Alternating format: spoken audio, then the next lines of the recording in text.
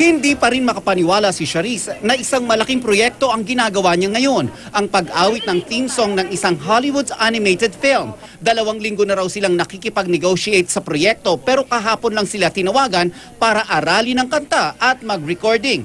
Top secret muna daw kung anong film outfit ito at tungkol saan ang animated film. Sobrang kinakabahan. Kinakabahan? Kinakabahan talaga ako kasi you have no idea like kung gaano kalaki itong project na to kasi it's for animated movie sa US. Disney. So, Disney ba? huwag mo nang tanungin. Sa susunod na buwan, magre-recording na rin si Charisse ng isang locally released album. Gusto niyang isabay na rin ng isang album na sa ibang bansa naman niya i-release. Nagugulat din siya sa mga nagpapahayag ng intensyon para mag-produce ng kanyang third album. Ang i-expect nila sa album na to is more laid back.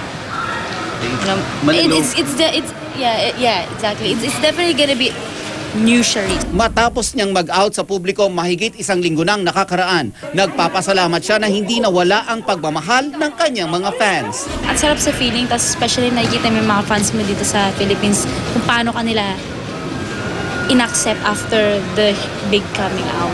And kasi hindi ko na-experience yun noon when I was the old Charisse. Nelson Canlas updated sa Showbiz Happenings.